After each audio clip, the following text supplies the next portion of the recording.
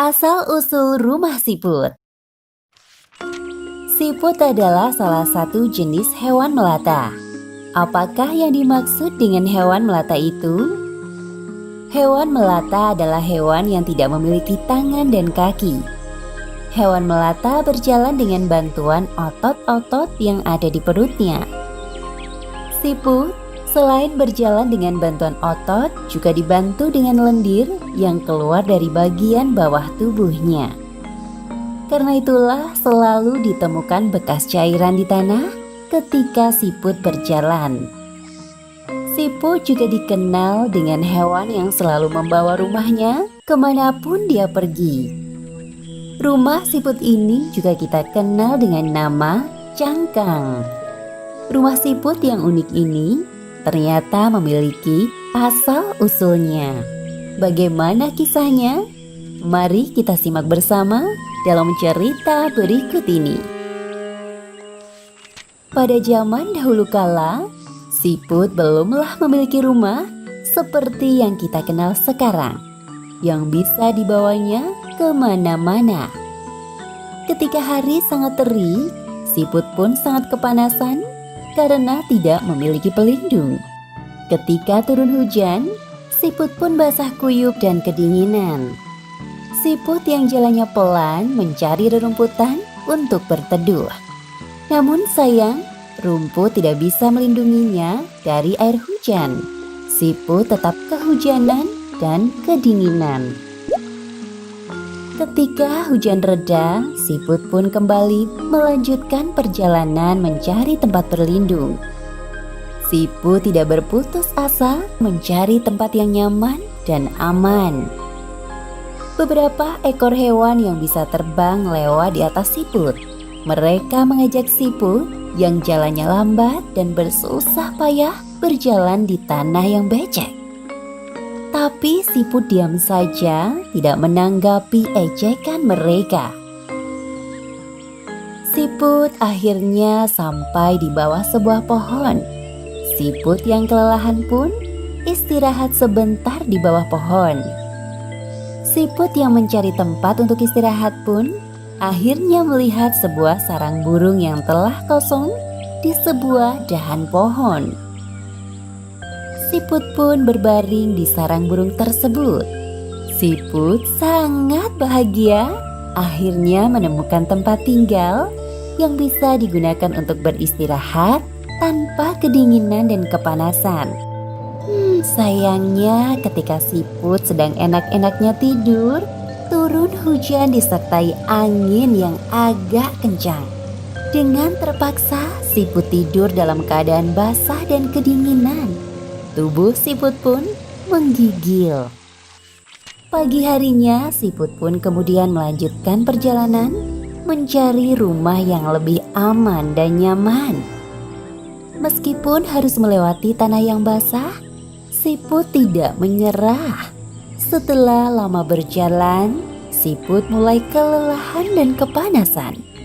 Kemudian, siput melihat sebuah pohon besar yang sangat rindang dan banyak dahan-dahannya. Siput pun segera merambat naik ke batang pohon, mencari tempat yang nyaman untuk ditinggali. Siput bahagia sekali setelah menemukan lubang yang besar di pohon tersebut. Sepertinya lubang tersebut sangat nyaman sebagai tempat tinggal siput. Setelah berjalan jauh, kepanasan dan kelelahan, siput akhirnya bisa istirahat dengan tenang.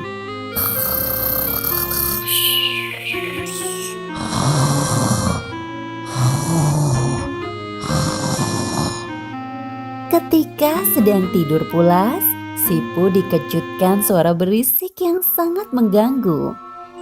Siput melihat keluar dan ternyata seekor burung pelatuk sedang melubangi pohon. Hai burung pelatuk, kamu ini mengganggu tidurku saja. Apa kamu tidak bisa mencari pohon lainnya untuk kamu lubangi? Hei siput, sebelum kamu datang ke pohon ini, aku sudah terlebih dahulu datang. Lihat, lubang yang kamu tempati itu, aku yang membuatnya.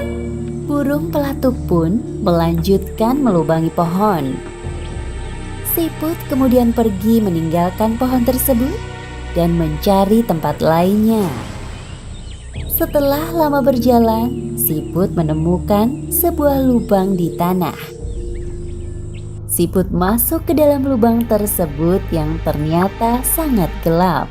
Meskipun gelap, tapi lubang ini sepertinya nyaman juga untuk ditinggali.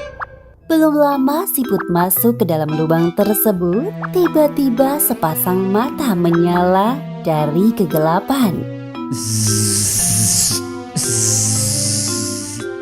Hai, siapa kamu? Aku Siput. Aku kira lubang ini tidak ada penghuninya. Pergilah, mengganggu tidurku saja. Siput pun kembali melanjutkan perjalanannya dengan murung. Tempat nyaman yang bisa dijadikannya rumah dan aman dan nyaman tidak kunjung ketemu. Siput akhirnya sampai di sebuah pantai.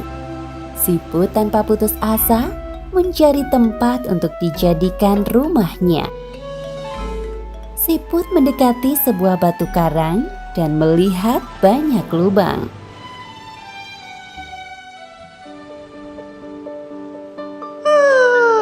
Akhirnya ada tempat juga untuk beristirahat. Siput kemudian masuk ke salah satu lubang dan beristirahat dengan tenang. Siput dengan nyaman akhirnya bisa beristirahat.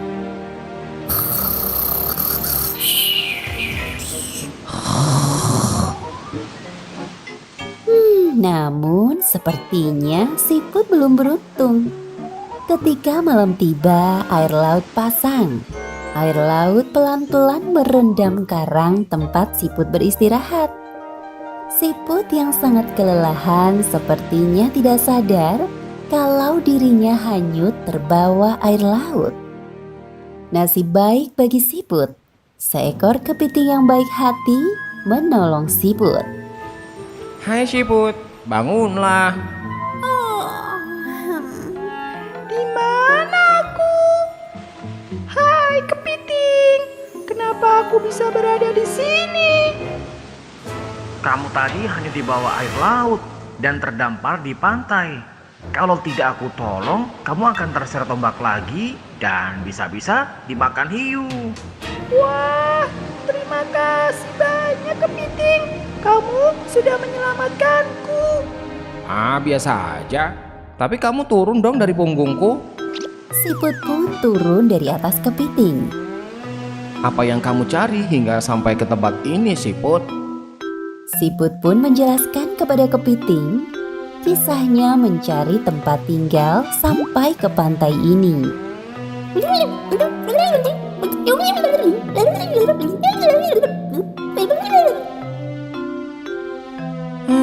Kasihan juga kamu ya. Seandainya saja aku bisa membantumu. Sudahlah, aku mau pergi mencari makan dulu. Jangan menyerah ya Siput. Dadah. Setelah kepergian kepiting, Siput melihat ada ubur-ubur di tepi pantai. Siput pun mendatanginya. Hai ubur-ubur, sedang apa kamu di sini?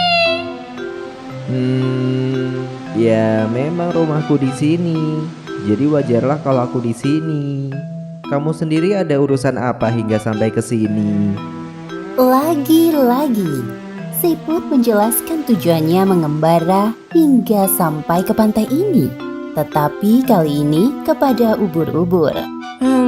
Kasihan juga ya kamu Siput. Aku pun tak bisa menolongmu. Kamu lihat sendiri kan, rumahku adalah hamparan samudra yang luas.